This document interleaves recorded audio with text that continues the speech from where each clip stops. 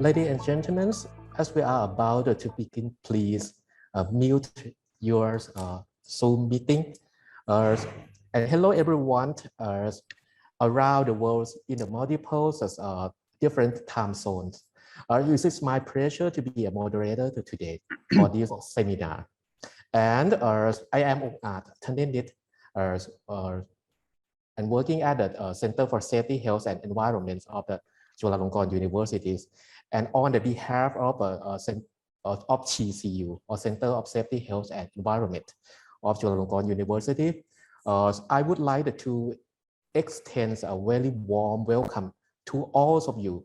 We very appreciate your take your time off, even though that you have a busy schedules to join to our meeting, our seminar today. We hope you will learn a lot of chemical safety knowledge today. Let me first introduce you to the agenda first. At 9, we will have the executive directors of the Center for Safety, Health and Environment to give the opening remark. And then that at 9:05, we are pleased to introduce our guest speaker today. And at 9:10, we will have our guest speaker to give the seminar lectures. And then that at 10:50, we will have a Q&A session. This seminar is planned to finish around at 11 a.m. In Bangkok times. I'm quite sure that this is going to be a great 2 hours of interactive and learning for all of you. All right, it's begin that to begin these programs, we are pleased to have Professor Dr. Thirayut Vilaiwan, the Executive Directors of Center for Safety, Health and Environment, to deliver the opening remarks. Hi, can everyone hear me? Hi, Mary Beth. Okay. Hi. It is my pleasure to welcome you all to a special seminar hosted by CCU.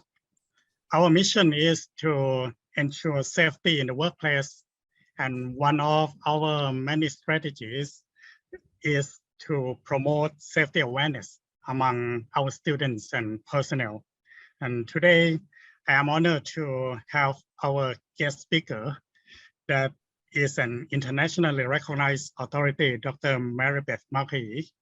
I am lucky enough to have a personal connection with Maribeth, as she is the chief editor of one of the journal, ACS Chemical Health and Safety, that I happen to be in the advisory board.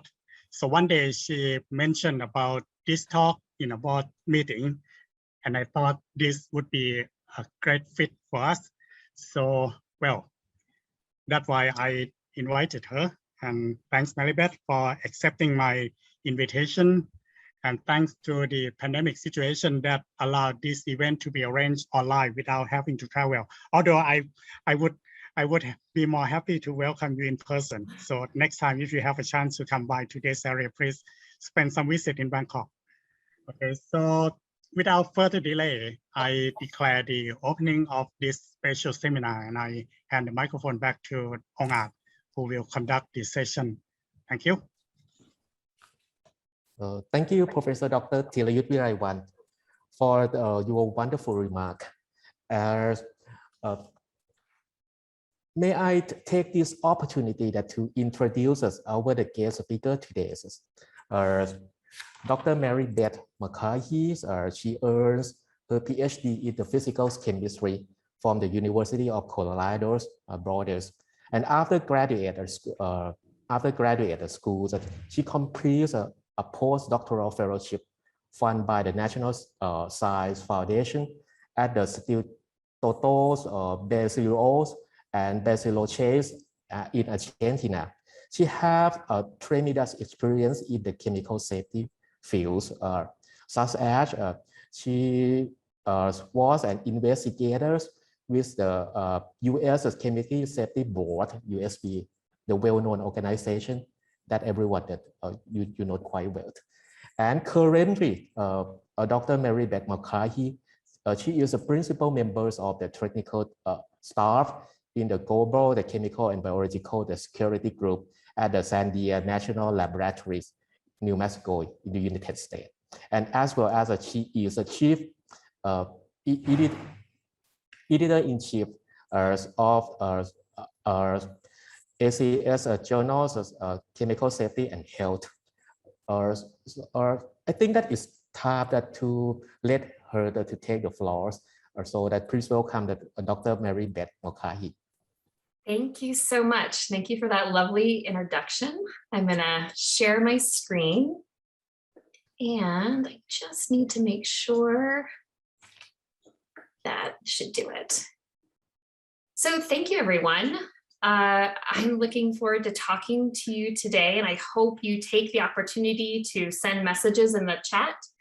I can't see them while I'm presenting my screen, so if anyone does have a question, oh, maybe I can pop them up here. And I'm looking forward to hearing the questions afterwards. So I do know, Dr. Tarut, we actually we talk to each other via email a lot, and at the board meetings for this new journal for the American Chemical Society. It's just 2 years old. We just started our 3rd year this month, and it's been a really exciting experience. And I put this talk together, Approaching Research Safety. When you hear hoofbeats, think horses or zebras, because I really wanted to talk to people about how has my own experiences, how have they affected the way I view safety, and really do influence the ACS Chemical Health and Safety Journal. So the idea is when something unusual happens, do you first assume that it's a horse, something common, at least for, around here where I live in Albuquerque, New Mexico, or do you assume it might be something like a zebra, something more exotic? And the same thing happens in safety. And how we view the world around us and the chemicals and this experimental setups around us, oftentimes I find affect how we approach the work that we do, and then also safety. So I'm really going to give you a little tour of a lot of different aspects of my own personal career that have affected how I view safety. So I'm starting with this quote. This is from Corey Pitzer, who is a ASSE laureate. And he said, do you tell people that you lead them into safety? Meaning, like, when you go into the lab, are you telling everybody nothing to worry about here, it's all taken care of? And are you actually making people risk adverse? Or are we being honest? Are we telling people when we walk into a chemistry lab that we're leading them into danger? When we go into a chemistry lab, we're going to be around hazardous chemicals. And if we're honest, we tell them that we're leading them into danger, are we then helping them and wanting them to be risk competent? We want people to walk into a lab, recognize that there's danger, and then know how to address that danger and work with it safely.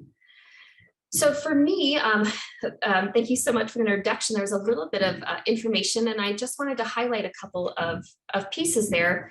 I actually started my high school career as a high school teacher, or my professional career as a high school teacher, teaching chemistry and physics, but I soon found myself back in graduate school. My background in research is actually nanotechnology, and I had a great time in graduate school. I then had my postdoc I received in Argentina. So I know what it's like to listen to people talk about science in another language. So thank you everyone for allowing me to speak English and taking the time to listen. I know it's a lot of work. And then yes, I spent 9 years investigating chemical accidents. So at chemical refineries, chemical producers, or even facilities that used hazardous chemicals. And what you're seeing here is a picture of a facility that had an explosion and the roof fell down into the inside of the building. I did that for about 9 years. And about 3.5 years ago, I came to Sandia National Laboratories, where I work in chemical security. Chemical security is very related to chemical safety. Everything I learned in chemical safety, I apply to a chemical security situation. And then finally, the reason I'm talking to you all here today is about 2 years ago, ACS, the American Chemical Society, asked if I would be interested in giving a present or in serving as the editor-in-chief of its new safety journal. And so just before we start, before I jump into talking about safety and being the journal editor, I wanted to ask you all a simple question. And Angart was going to help me put this up as a poll question. For all those of you who are on this call tonight, do you know someone, whether that's yourself or someone else, who has had a lab accident? And would you please let us know yes or no? I'm going to see first if we have if we get the poll up, we'll do it as a poll.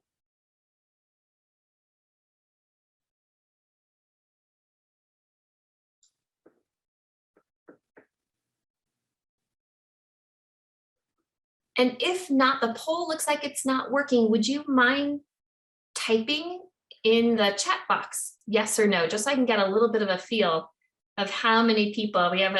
We have a couple of yeses. Actually, we have, oh, here's the poll. And now, sorry, I guess I couldn't, maybe I couldn't see it there. People are.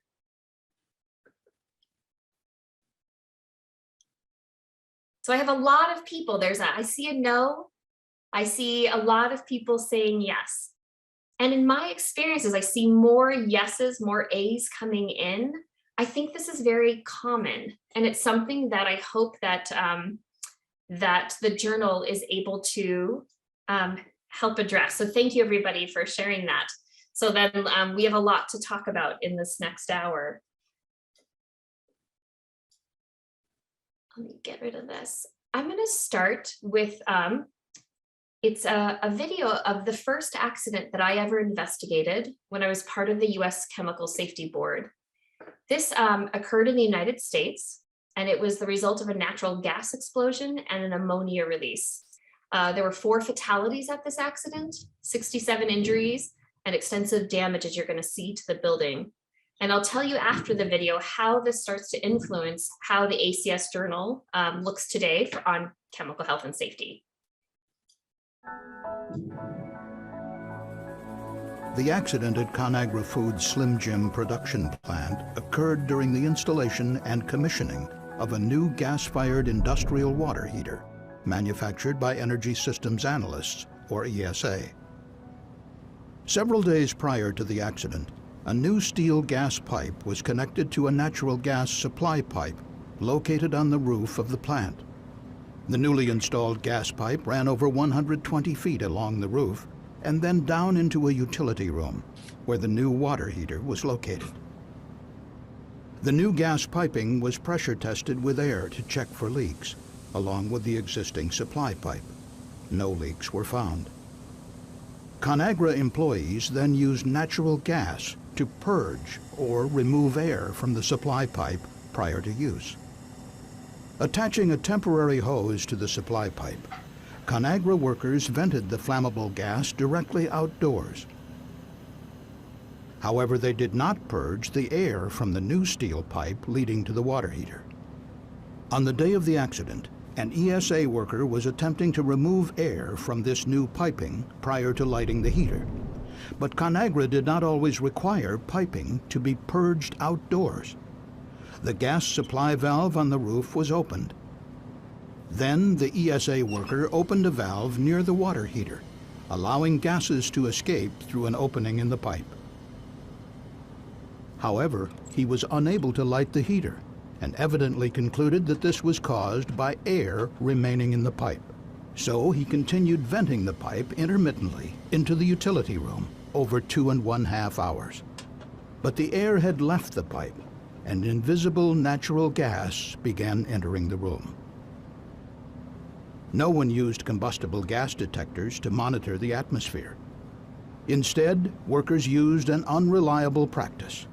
They trusted their sense of smell to warn them of the presence of natural gas. They were unaware that the gas had built up to a dangerous level inside the building. Shortly before 11:30 a.m., the natural gas found one of several potential ignition sources, perhaps an electrical device, and ignited, causing a catastrophic explosion. The building construction included prefabricated concrete roofing slabs known as double T's, weighing about 12 tons each. Many of these double T's came crashing down to the floor more than 20 feet below, injuring and trapping workers. More than half of the roof either collapsed or was severely damaged.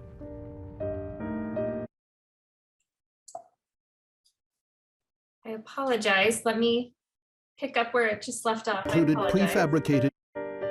Many of these double T's came crashing down to the floor more than 20 feet below, injuring and trapping workers. More than half of the roof either collapsed or was severely damaged. 4 people were killed, including the ESA employee, who died due to burn injuries over 5 months later. A total of 67 people were sent to the hospital, including 3 for life-threatening burns. Among those killed was Deborah Pettaway's 33-year-old. And so that was just a small a snippet of the entire CSB video. If you're not familiar with it, in the slides, there's a link. You can go see the entire video.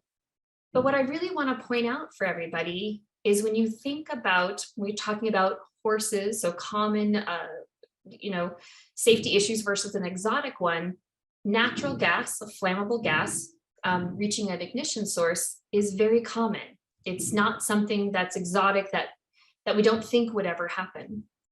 But just from that very first accident that I investigated, I learned to start to ask a lot of questions. And I learned to start to think of barriers to prevent accidents in many different ways.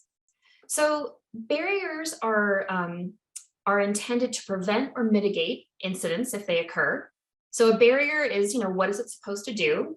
A lab coat, what is it supposed to do? It's supposed to keep chemicals from reaching your skin. It might be part of a bigger barrier system. So for instance, you might have a fire alarm or a fire detection system that emits an alarm and turns on a sprinkler system to put out a fire. And that really gets us into thinking about, are there active and passive barriers? So from doing this investigation, when I first started to learn how to investigate chemical accidents, I learned to start to understand that there were physical barriers, but there were also operational barriers. What were the procedures the formal procedures that we decided we were going to use to prevent an incident from happening? I also learned to ask people about passive barriers. Active barriers, like the fume hood you see on the left, they rely on electricity. They have to actually respond. They have to be triggered to be used. But there are other types of barriers. Here you see a chemical cabinet they're passive. They're always acting. So if the chemicals are inside, nothing has to be turned on or has to be moved in order for it to function as a barrier. And then there are organizational barriers. So these are the policies that are you required to wear a lab coat in the lab? Are you required to wear goggles? And so from a very, although devastating accident, from a very simple accident, I started to learn, how to walk into a situation, how to start to question what's happening. And this really led to the questions that you see on the screen here. So, whenever I am trying to understand what has happened from a safety perspective, I often ask, what do regulations say, or what does a company or university say they should do? Does the government require them to do something? And does the university or a company have a policy to do something related to safety? And then I always ask the question, what is the best practice? There are times that we have policies in place that don't actually reflect the best practices, what maybe the larger population might be following, or industry might be following, or universities might follow. Finally, I'll look at what does a company or university say it will do. And I want to know, does it match best practice? Is it following what a law might be telling them to do?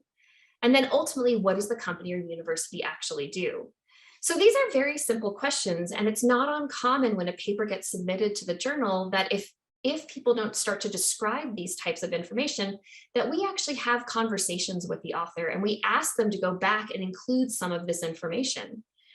This becomes really important. I'll give you a few different examples as we go through the presentation tonight of why that context matters. But, and I'll start by talking about context with this laboratory accident. So this happened in 2010, another case that I investigated when I worked at the Chemical Safety Board.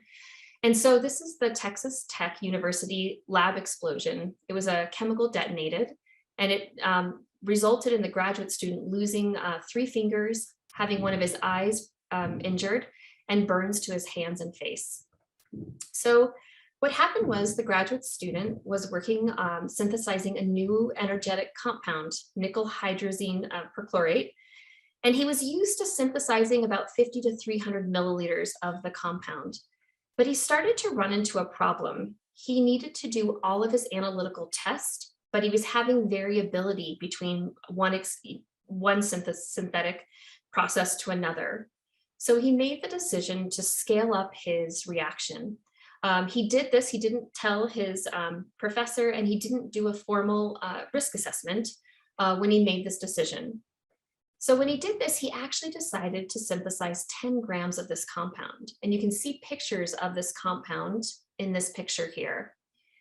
When he had been working with the compound previously, he had learned that, or he believed that if it was wet with hexane or water, that it would not explode, that it was safe to work with. And I apologize, that was originally done with water. On the day of the accident, they were using hexane in the experiment. So their decision was made to scale up. I told you the graduate student needed to do some analytical tests, and these tests was something called a drop hammer test. And each time you did the test, it consumed about 20 milligrams of his product, which is why he wanted to make a larger amount so he could do all of his testing on a single batch of what he made. And for those of you who are organic chemists, you might understand why he would be compelled or have the motivation to do such a thing. So on the day of the accident, he was looking at his compound in the weighing boat, and he noticed that there were some lumps inside the compound, and he wanted to press those lumps out. So he took a pestle and he started to push on the compound to break up those lumps that were inside. Nothing happened at first. And when he was wearing safety goggles at the time, and he stepped away from the lab bench. And at that time, he took off his safety goggles and did something else and came back to the lab bench. And when he came back to the lab bench, he picked up the pestle one more time and he pressed on the compound. And this time the compound detonated. And you can see an image of the damaged lab bench here. As you can see, it was quite damaged. And then I already mentioned the injuries that the graduate student received. Now, typically after an accident occurs, a lot of times we focus on the person who was injured, the person that was closest to the incident that occurred. A lot of times when you read a summary of an accident, sometimes it's very dramatic and it tends to focus on the actions and decisions of the researcher that was working there. And certainly there were decisions made, but what you're looking at here is a representation. It's called Reason's Swiss cheese model. And it's really trying to get us to take a step back. Don't just focus on the researcher or the person that was closest to the incident, and start to consider, if we go back to those barriers that I was talking about earlier, there are multiple layers that have the opportunity to influence the knowledge, skills, and decisions and actions that were made that day. And if we really want to understand how to prevent a safety incident from occurring, we have to look more holistically at these incidents. So this means that we need to consider not just the knowledge, skills, and actions and decisions of the potentially one or few individuals involved in an accident, but we want to take a step back. What were the policies, practices, and leadership and oversight?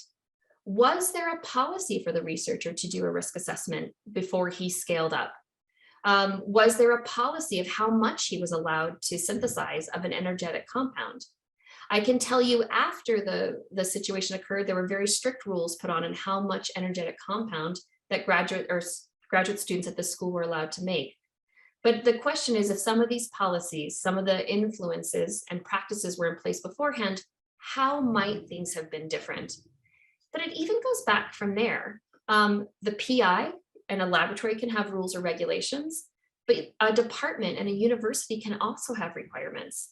And so, we're talking about multiple layers of leadership, but even taking a step back from that, grant funding bodies might have requirements that you have to do certain risk assessments, or they could. And then again, regulators and academic associations can also talk about what are those good practices.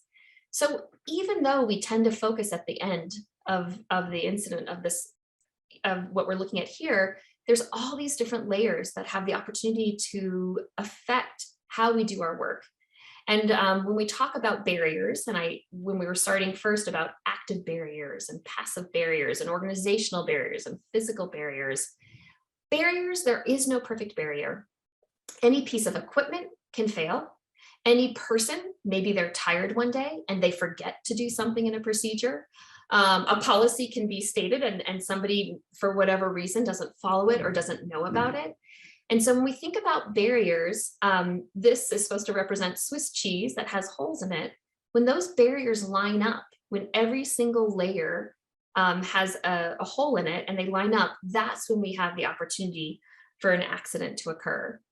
But if a paper comes into the journal and it's highly focused, it is not unusual for myself or the associate editors to send back and ask some additional questions.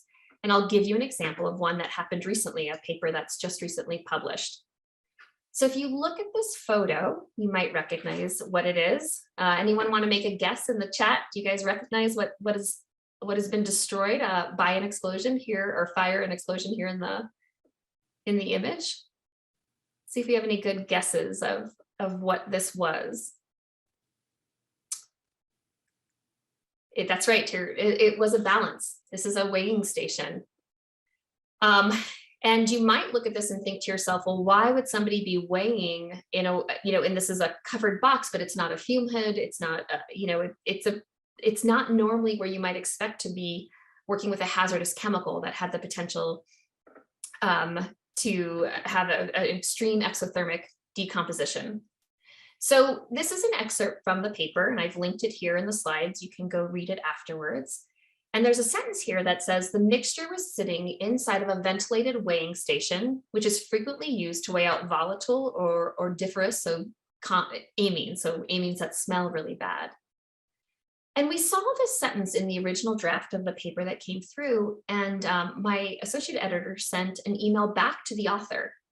And he's mentioning to the author that he found himself wondering why there wasn't an adequate apparatus used, because the conclusions of the paper say use an adequate setup, an adequate apparatus. And he's giving some examples. And then he asked a simple question. He said, why was the scientist adding the acid at a weighing station instead? Why were they not, with a thermostatic bath, with all this extra equipment that you might think of using when working with an acid and an amine? And by sending that question to the author responded back. And again, you can see this in the paper itself. So I said earlier, context is everything. If we just look at that accident, that image of the weighing station, and we think somebody just made a big mistake, human error, just don't do that, train people better. Well, look at what the author responded and now has in his paper that's up for the journal. Most of the scientists and technicians who work in the laboratories are formulation chemists, meaning that they have expertise in making and evaluating mixtures. In this case, for application in polyurethane foam systems. Most mixtures for these types of systems are not reactive themselves. So the different ingredients are typically added to a vessel that is sitting on a balance, and then that vessel is blended with a stir bar or a bottle rolling machine. The use of small-scale synthetic glassware is not common. So when the scientist was neutralizing acids and amines, a similar formulation approach was taken versus the approach that a synthetic chemist might take. This is actually a really important point to pick up. You have to know if you're looking at a horse or a zebra sometimes. For some chemists, they would look at the chemicals that were involved and understand what they needed to do and look for the risk assessment, or know that they were walking into a hazardous situation. They would know what they were looking at. But if we are very used to doing our science or our experiments in a certain way, and we don't recognize the change we just did change the risk that we were handling, that can be hard to see. And so we had a back and forth with the author, and he changed his paper to add more context.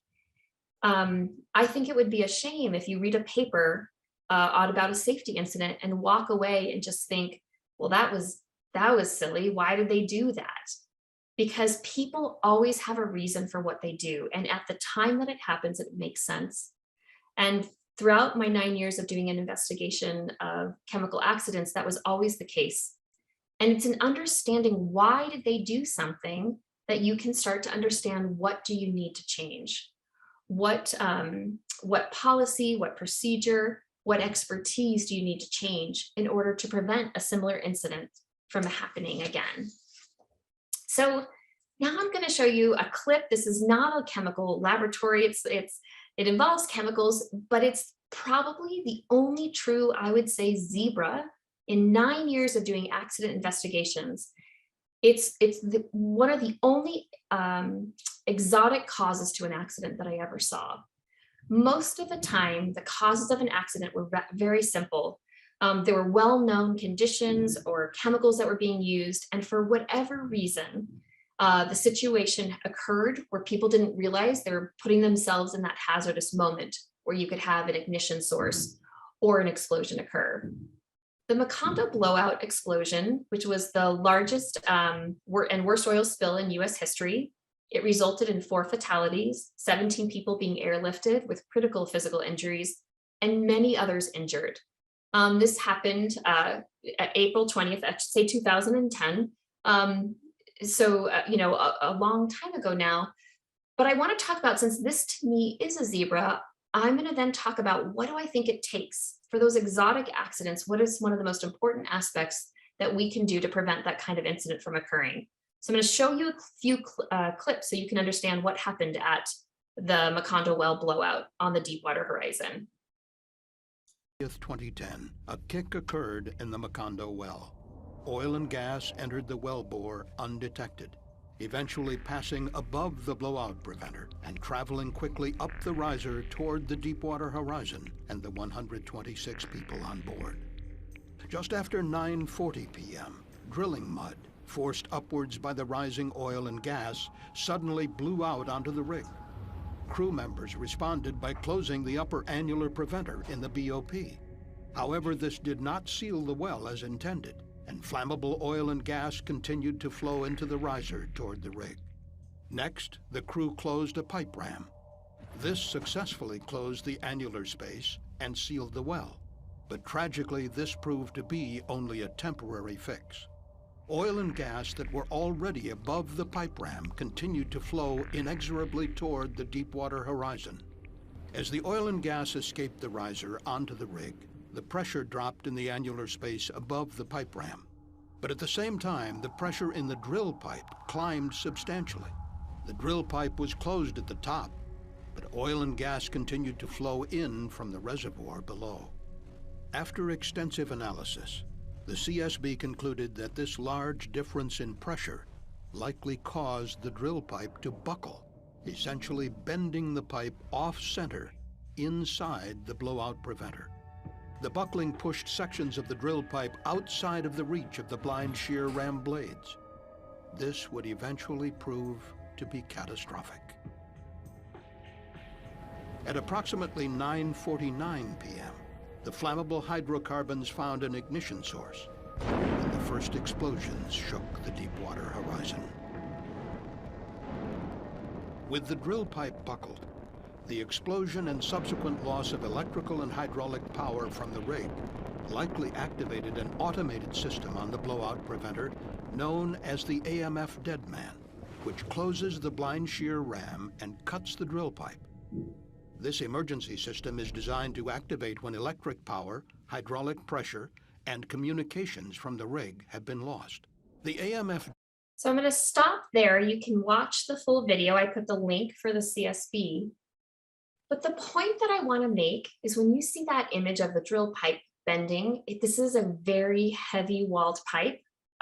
If you ever have an opportunity to see just a drill pipe or a heavy walled pipe, you would understand how surprising that would be, that there was a situation where this pressure differential was great enough that it actually caused it to bend. And it meant that the safety device, which were these blind shear rams, were not able to cut the pipe and stop that well blowout from occurring. And so this was something, it was a very unusual situation at the well. It was very high pressure, very high production well. And there were indicators, and I won't go into the details here, but there were a lot of indicators that something was going on that day, that there were issues happening, but it wasn't being recognized or it wasn't being reported by the individuals that were there. And so I want to talk a little bit about safety culture. We get a lot of papers where people do a survey on safety culture. And they ask the questions, how do you feel about safety? Are you following policies? And they get their answers. And a lot of times, actually, their results from their survey, they come back and they say, well, we have a poor safety culture. But they haven't really started to get at what does that really mean?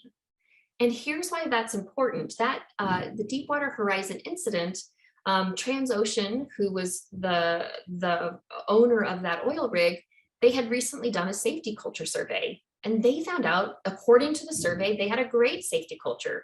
Their workers in general felt good about the work and about working on the rig.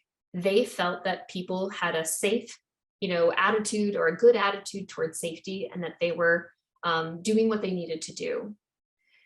So of course, after an accident, that's where we start to have hindsight. We start to look at situations differently.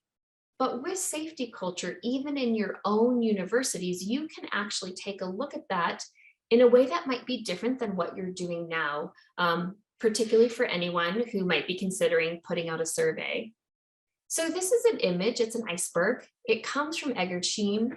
And the idea is that there are artifacts, or there are things that are above the water surface that we can measure. We can look at what the policies are listed. We can look at what your practice is. We can maybe even observe certain behaviors. Maybe when I come in to view your lab, I'll see that everybody's wearing a lab coat at 2 o'clock in the afternoon. I might see something different at 10 o'clock at night. But we have posters on the wall that say safety starts with you, or we believe in safety, or safety first. But that's just what's above the top of the iceberg. And really, when you want to understand culture, you need to go below the water level. What else is happening there? And these are these underlying conditions. So they may not be consistent. The policy may say you will wear a lab coat and a goggles at all times. But if you were to go into the lab, you might see that not everybody wears their lab coat and goggles. And that's starting to get us in a different area. It's starting to expose, what do we really value? So some people talk about safety culture is what you do when no one's looking. Do you put that lab coat on, and do you put your goggles on when you walk into that laboratory when there's nobody there to notice what you're doing? It's that underlying attitude and fundamental understanding that we all have, even though we don't say it, we know what's really going on. What does somebody really care about? And I'll go back and give you an example of this related to the Deepwater Horizon. So there was a requirement by Transocean, so the owner of this rig that you see on fire here, that all employees shall observe and report unsafe situations or activities. It sounds great. We want our workers to be empowered to tell us if they see an issue that we should be concerned about. And we also want metrics. How do we measure our safety? So if we, can count the number of reports we have, that could tell us something about safety. So we looked at this aspect when I participated in this investigation. And what we found was on this oil rig, the crew had to report what they called START cards. These are see, think, act, and reinforce track cards. What they really wanted to do was encourage workers, again, to observe safety and report anything that was unsafe.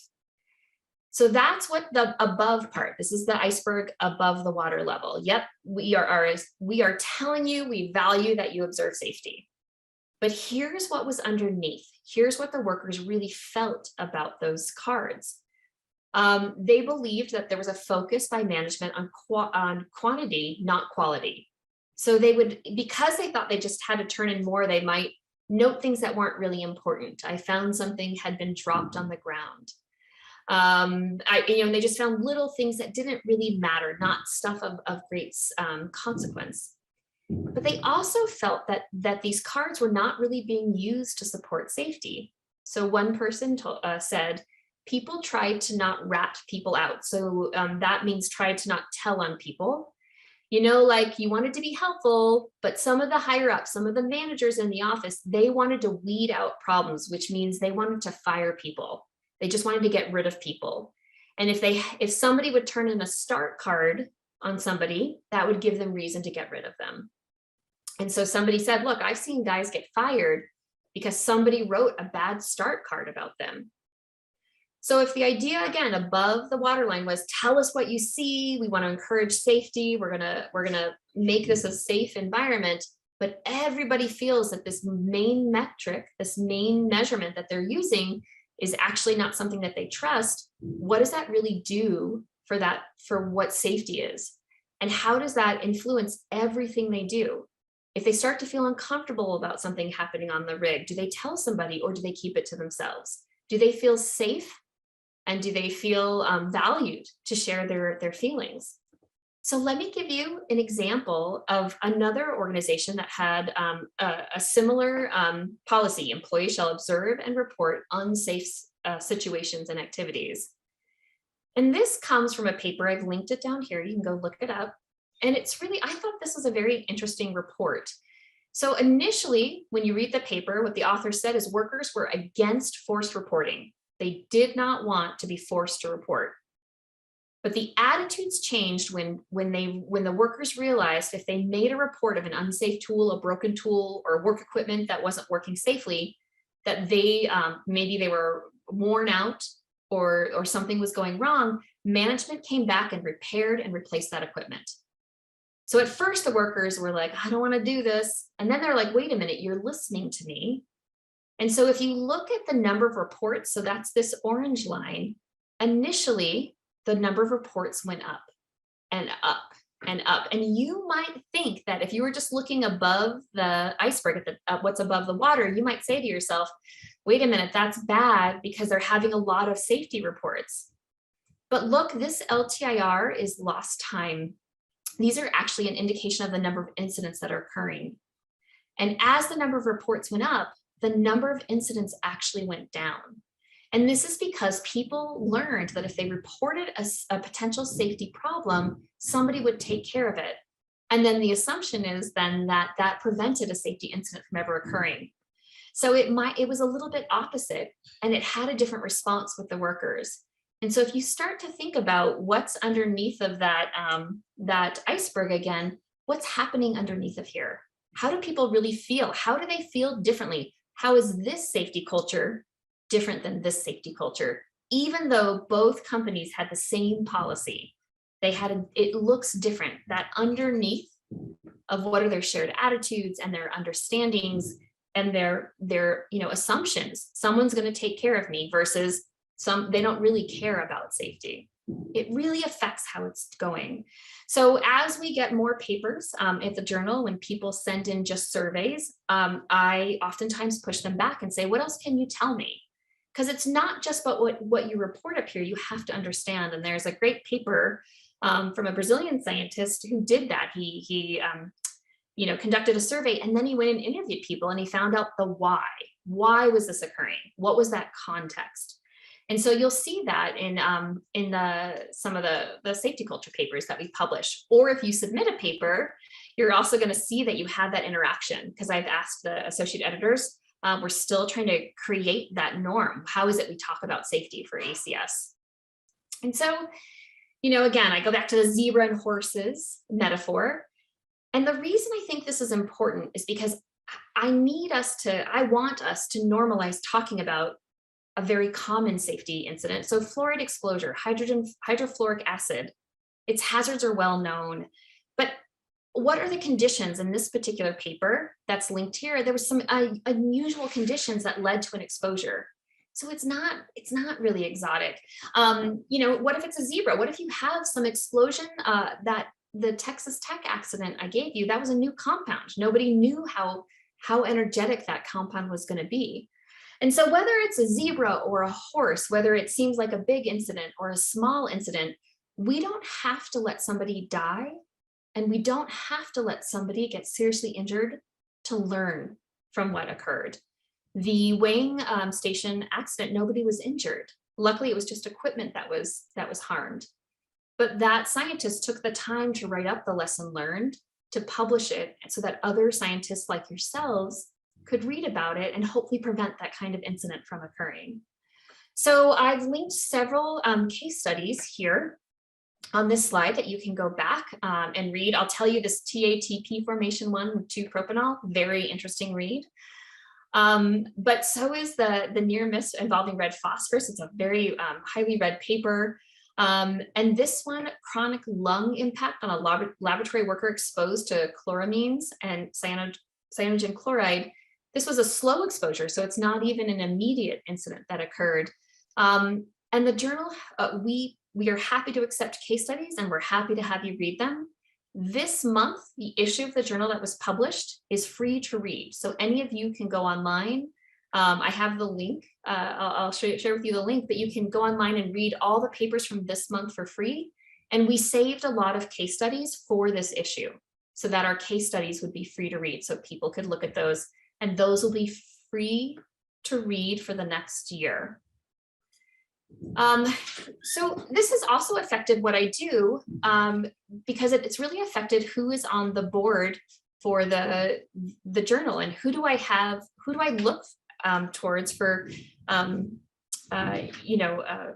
advice for what should we do in the journal. Like Tiru, like as an organic chemist, has given a lot of information or helped us decide certain aspects of what we publish.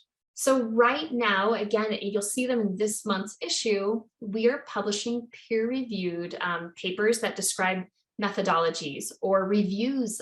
For instance, there's a review on how to work with piranha solutions. And then there's a methodology that was published on doing a Grignard reaction in less harsh conditions. And what's really important about safety is that we really look for a diverse view. What an organic chemist notices is different than what a safety professional might notice, and might be even different than what somebody in industry would point out. So there was a paper that's been published now, and it was on this Grignard reaction, and I had the whole board read the paper.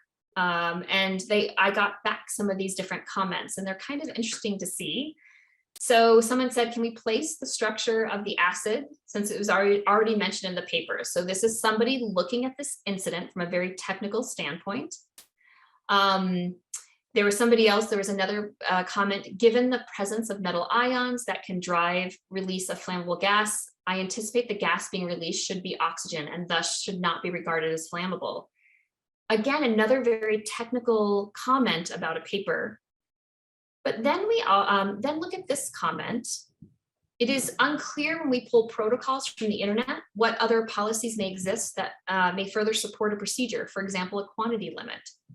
These two comments came from organic chemists. This one came from a safety professional who said, well, wait a minute, the way we do our work is influenced by our policies that are in place. So it's not so simple just to say that when you pull protocols from the internet, and this was for a review of protocols on working with piranha solution, They recognized that there needed to be some additional information added there.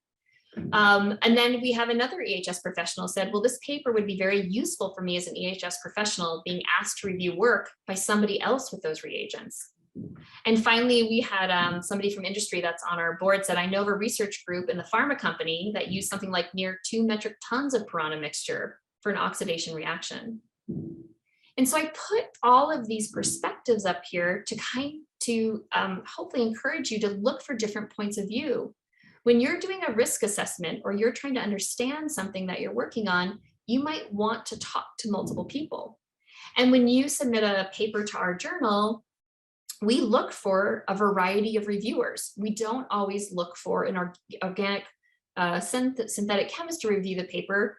We might ask an EHS professional to also review the paper, because while we want it to be technically correct, there are all those other aspects that, if you go back to the very beginning of my talk, that we need to consider: organizational policies and procedures, and how those influence what we do.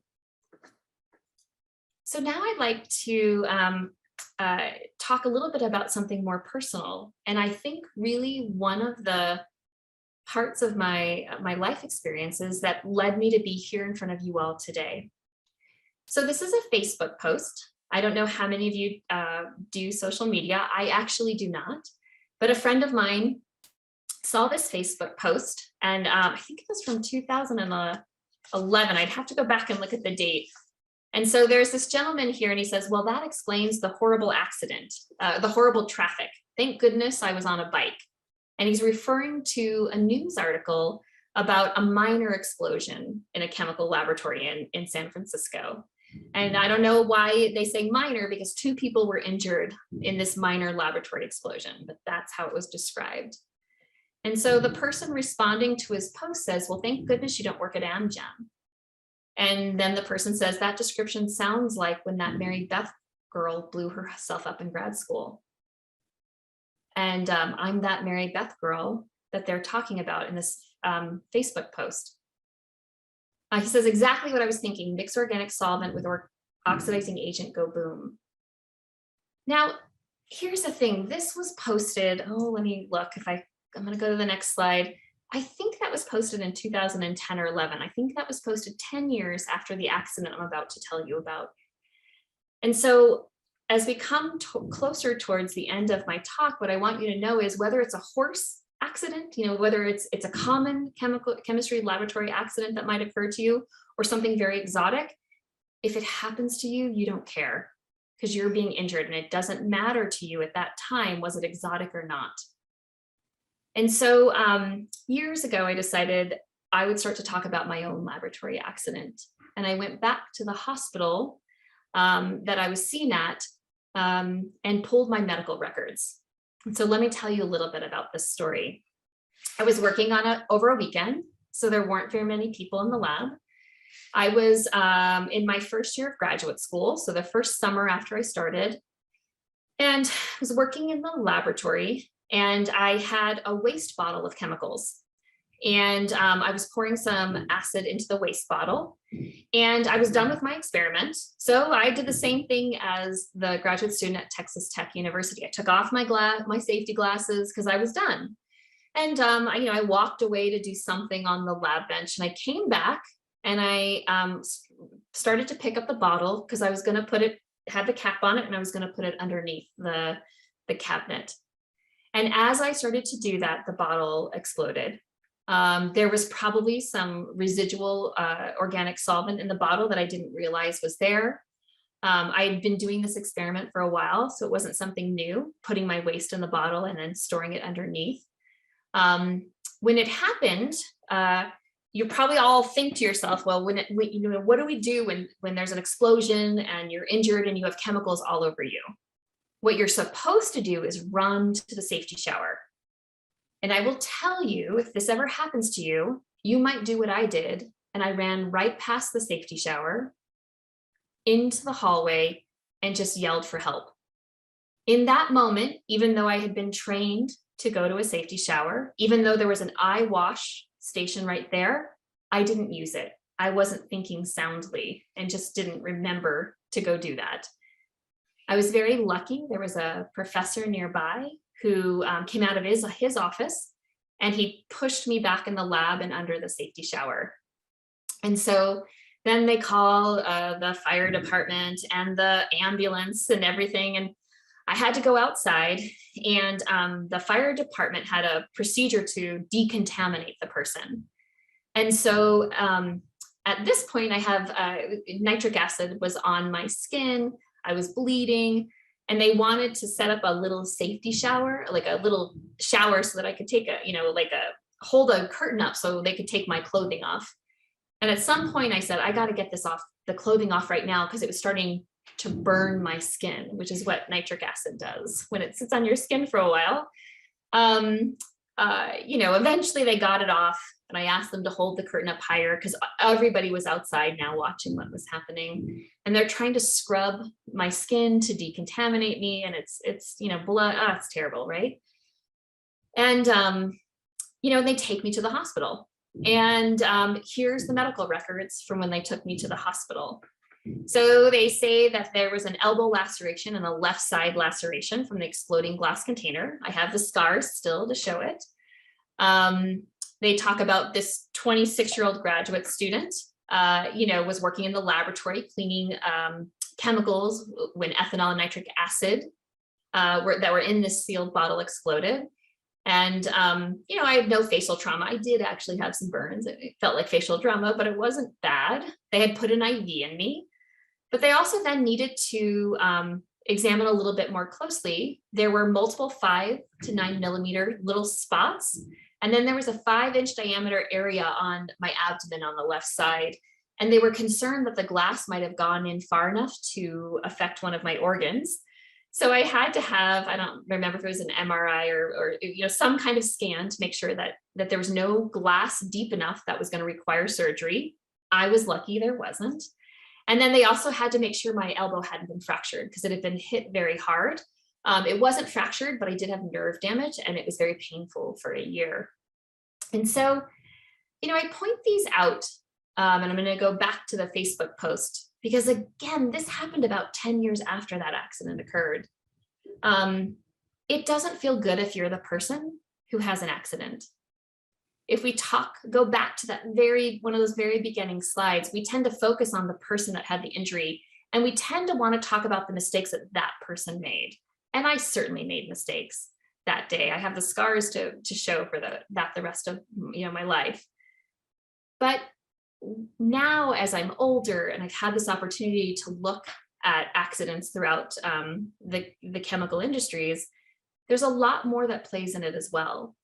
And I think one of the more important things we can do is not hide what happens, so that we don't feel silly. I mean, this is crazy that someone put it on Facebook, but how do we start to talk about it? How do we be the people that write the stories, tell the full story, so that other people like yourselves listening today can learn from it? And so, so you all know you can have a lab accident and end up as an editor-in-chief of a safety journal. But then let me end with this image. When I was in graduate school many years ago now, safety, we didn't talk about safety culture. I'd never even heard of that term. In fact, when I went to my first accident where the natural gas exploded in the building, I didn't really know what safety barriers were. I didn't know how to think about a procedure as actually being a barrier, how to test a procedure. I didn't know how to do a great risk assessment. But these times have really changed. What you're seeing is, this is me in the picture, and I'm actually working with my son's 6th grade science class, and they're already talking about safety. They're already wearing goggles, and they're already starting to learn, what does it mean? And what they're working on here is we're putting vinegar into raw eggs, and it solidifies the egg white. And we talk about that being with their eyes. But at least here in the United States, and I know we have a lot of time left, but I'd love to have a conversation with you all of what does it look like in Thailand. I think there was some people from Pakistan on the list, and maybe others. How does safety look? Are you seeing it with 6th graders? Are you seeing it in your own lives? And you know, what does that look like? And then, you know, I'd love to invite you all to write up some of your insights, write up your case studies. If you're testing something, consider submitting it to the journal. So the journal, you know, it's intended to be this platform for scientists, EHS professionals. You don't have to be a PhD chemist to submit a paper, to come together and look at all this information in one place. What you're seeing here is the cover from this month's issue. And this is the first time we've published peer review procedures and a peer-reviewed safety information review article, because we want to start to make this information more accessible. We don't want you to have to go Google online and find a random protocol. What we're hoping is people will send their protocols in, let their peers peer review it, and publish it in a place that you can have confidence that that information is there. If you do publish in the journal, for the next year, you do get 250 papers to download, which is great. You can download them, store them, so you have access to them. But if you're interested, please use the link that was in the that's in the slides that I believe are being shared, and sign up and get the alerts on the of the journal of what the new papers are that are being published. So with that, I'm actually going to stop my formal presentation, and I'd love to take questions and, you know, have a conversation with everybody on this call to know, you know, to learn something about what safety means for you all and what you all are doing, and what questions I might be able to answer. So thank you, everybody.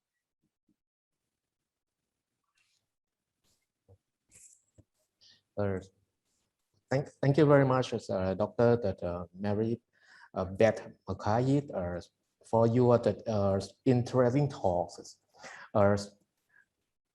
Now, if anyone have any question, I am quite sure that Dr. Mary Beth, she would please answer all of your questions. Right.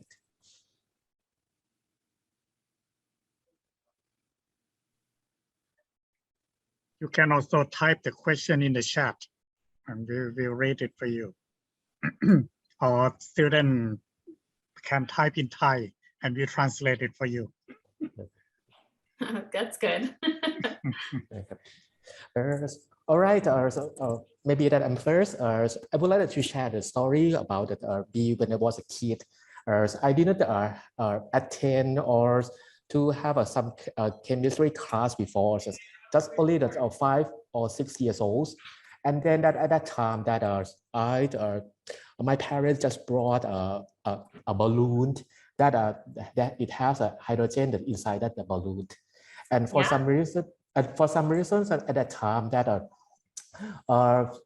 electricals in my house is off, and then that because of I just a little kid and curious to know a lot of things, even the balloons, how can it float, and then that I cannot see it clearly, and then that I lit up a candles, and I asked, yes, and then that I asked my elder sister that to hold that balloon, and that I would like to see that the colors, I would like to see and see is clear, so that my candles is for some reason that the flames is touched onto the balloon. You know that the flame, the hydrogens, the airs, then that become the explosion. My elder sister, she got hers on that explosion. Her eyelid is gone. Her face is burned out. And then that my parents just tried to respond on that situation. They take care of me and my elder sister to the hospitals. And then that for me that I didn't hurt much, but for my elder sister that her face is burned off. And then that it takes time like a 2 or 3 weeks until that it's become to the normal situation. That is stories I would like to share. Thank you for, I think these stories are important to share, and it shows that even as children, being able to volunteer at a local school to teach something about safety they listen. I mean, when I told them that story about what happened to me, some of them had their goggles up like this. And I talked about the explosion and the acid coming on my face, and all the kids put their goggles down, because I think those stories can help them think about what's happening. So, you know, we don't have to get a PhD to start to learn about chemical risk. We can actually start, you know, working with our high school teachers who may not have the experience. They may not know much more than you did even at that young age. So how can we help as PhD scientists, or soon to be PhD scientists? How can we influence what's happening, not only in our laboratories, but in our communities?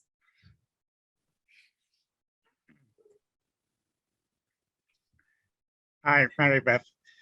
The Hi. kind of accident that you are sharing when you were first year graduate student, I Yep. guess that was several 10 years ago, but it's still far too common nowadays.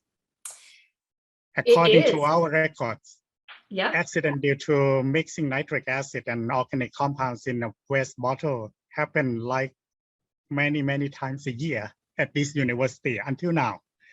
And we mention this every time in all our training, but it still keep happening.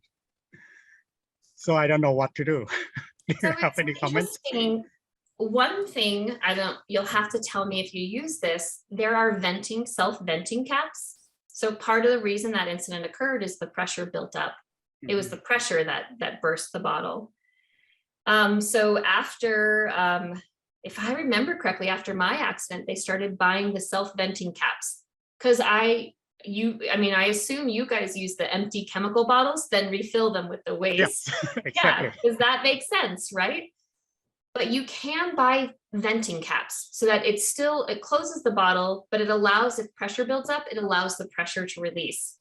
So that is a control that you could consider starting to use in your laboratories. But that's after people already did stupid things, right? We try to ask people not to do that in the first place, but it's very difficult. So I would say, and again, I have the scars. I have to live with the decisions I made. But if we decide to call them, you know, stupid things, or, you know, but I really take a step back. If it's happening multiple times, now I want to go to your university and start talking to people, because I want to understand the why. Are people not understanding the training? Is it, you know, is the acid being kept too close to the organic solvent? Do people not trust the policies? Do people need to be retrained? Are the PIs giving the impression that they really value this?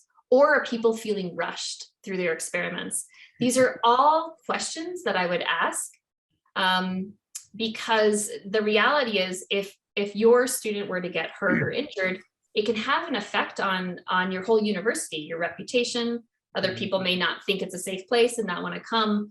So starting to look into that kind of issue now might help something bigger from happening. But but that's where I was saying, even if it's a horse, it's very common, it's still occurring. So we can't stop talking about those kinds of situations. Thank you. It's actually probably not happen on the same people. I mean, one people did it and they forget it. They will remember it for life. Like I will never do it again. But in academic spaces, we're constantly changing who our workforce is. Yes, and so yes. I remember my advisor saying to me, "Why would you ever do that? Everybody knows you shouldn't do that."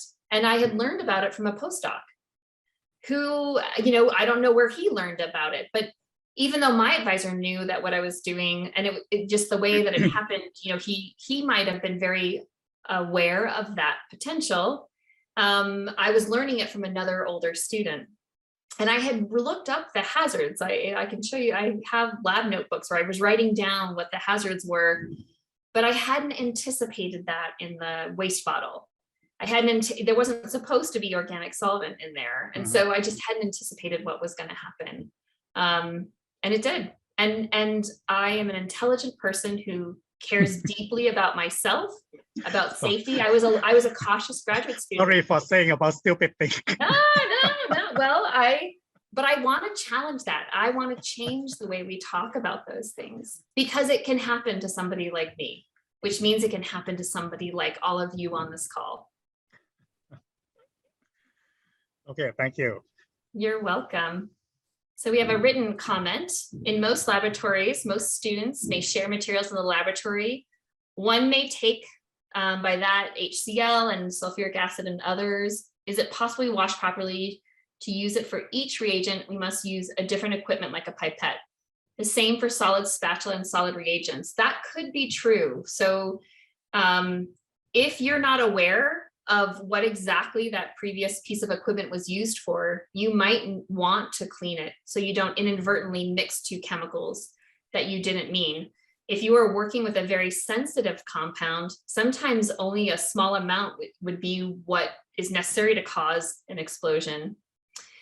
So the question is, any incident reports in the USA about the use of agriculture fertilizer as a chemical risk? Yes. If you go to the CSB's website, there was a big accident in West Texas where ammonium nitrate was in a building that caught fire and detonated. So if it's that kind of incident, yes. Also, if I remember correctly, the Fertilizer Institute in the United States publishes some information. So if you want to send me an email afterwards, I'll even send you the link if you can't find it. But if you look at, I highly recommend you look at csb.gov. So in the United States, this is a federal agency that is responsible for investigating major accidents and then publishing the information. So companies might not publish the information, but if this agency in the United States does an investigation, it will publish it and make it public. You're quite welcome. So we have a lot of people on the call. I'm curious, how people feel about doing risk assessments? Do you feel like you understand how to do a good risk assessment? Is that something that is still difficult for you?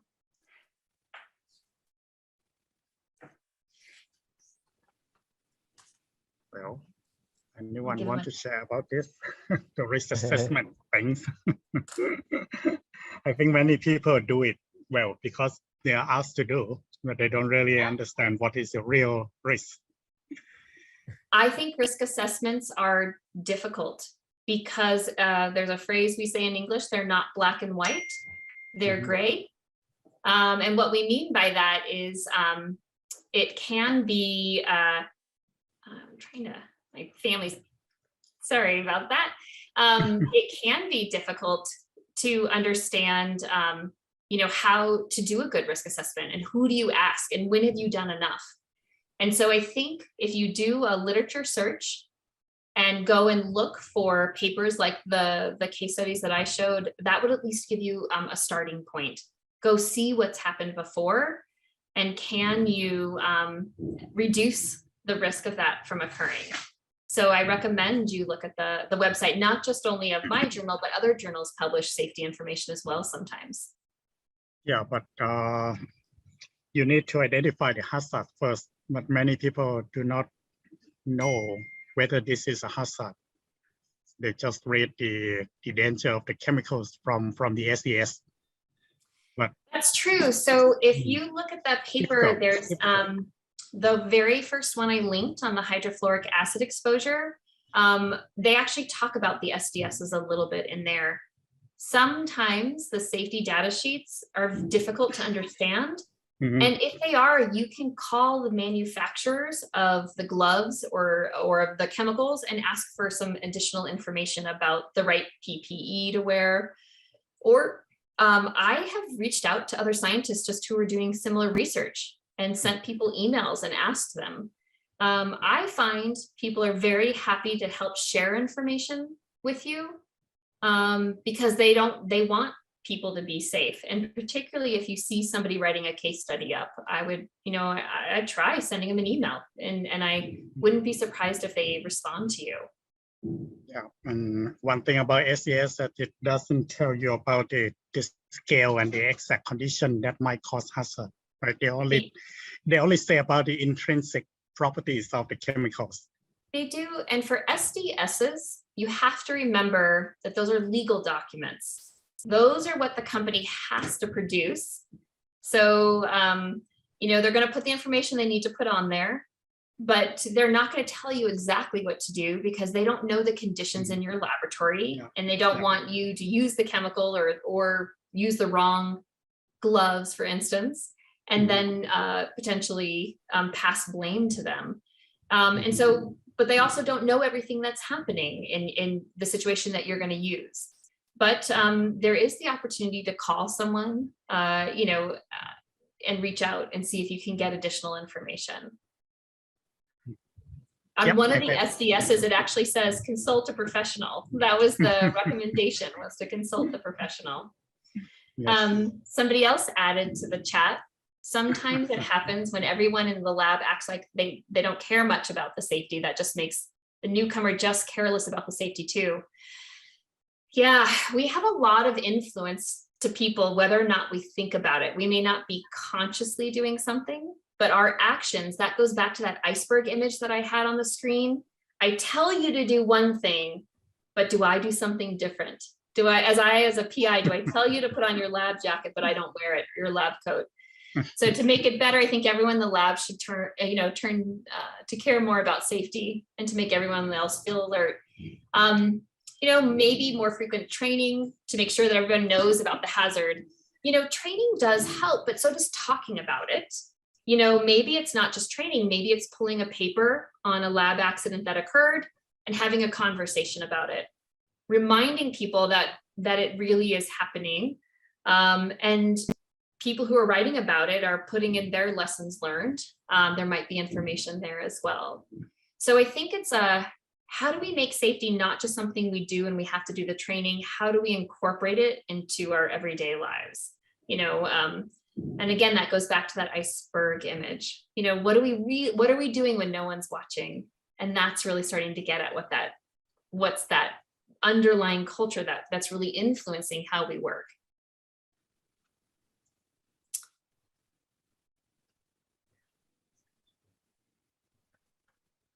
So I think then I think I've seen all the messages. The last one by Janet, I think if I'm saying that anywhere near correct, but we still have quite a few people on the call. So I just want to take a few moments to give people an opportunity to write in a question.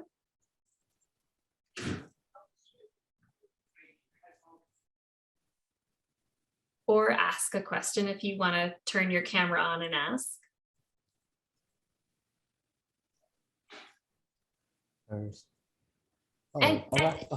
Go ahead. All right, I have some another question. It's about the kind bit of very technicals. It's about the picric acids. Picric acid. Yes, that's one. And if some laboratories that they stores an aging picric acid so that it take for store for long times, and then that they just realize that is the picric acid that can, when it is evaporate, it can form the picrate, right? And picrate salts, and then that is kind like explosive chemicals, right? So if they have the very old picric acids, and then that they cannot, the procedures that's told that they should not to open it cap, or they have to monitor that do they have the water content is enough or not. If because of the water, it's going to be the inhibitor for the picric acid, right? What should they what they should do? They cannot. Can they move? Can they send to the various correctors, or some laboratory that they don't have any idea of that for the aging picric acids? I have heard a story that in a lab that I knew of where they found an old bottle of picric acid, and the concern there is it's pressure sensitive. So if crystals formed at the top where the cap is and you twist it, you can cause it to detonate. In the United States, we might actually call a bomb squad to come in and take that out. So they would come in with a big, protective equipment and then take it to a range and shoot it to make sure it detonates in a safe space. But those are the systems that we have in place in the United States. So I don't know what you have in place in Thailand, but this is an opportunity though, it might be to talk. If you have a hazmat team, your fire department might have some hazardous firefighters that focus or specialize in hazardous materials. But if not, I don't have the expertise to say what the next best thing is. I would have to find somebody with that information. And so as we talk about safety, finding the right person and being willing to say, I don't know, is really important too. Because me telling you that I want you to be aware of the risk, and I want to point you towards the right person. And so that I think is really important. And if you really are interested, I will send an email to some people and see if I can find a better answer, to see if there's some other way, some other methodology, or does anyone else talk about what they do in the absence of having the system that I have available to me in the United States. We don't have it at the university level, but maybe at the district level that there should be. My advice to leave it untouched at the moment. Yeah. But we need to know that it is there. Absolutely.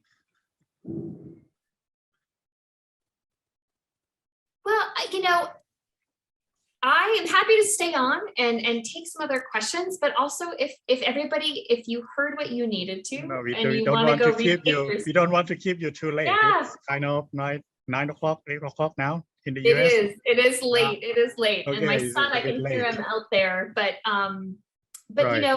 and maybe it's better in shorter conversations. I'd be happy to come back at the future and speak again about something, Okay. another topic.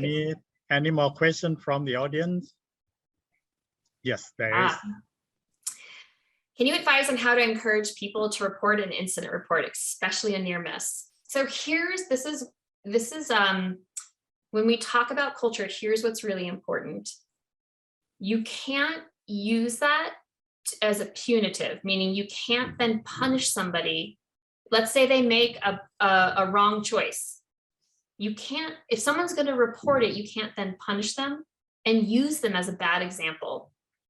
Because if I see that my friend was used as a bad example, I don't want to be a bad example. So you have to, when you get that information, you have to thank them for it. And you have to convince management to also appreciate that.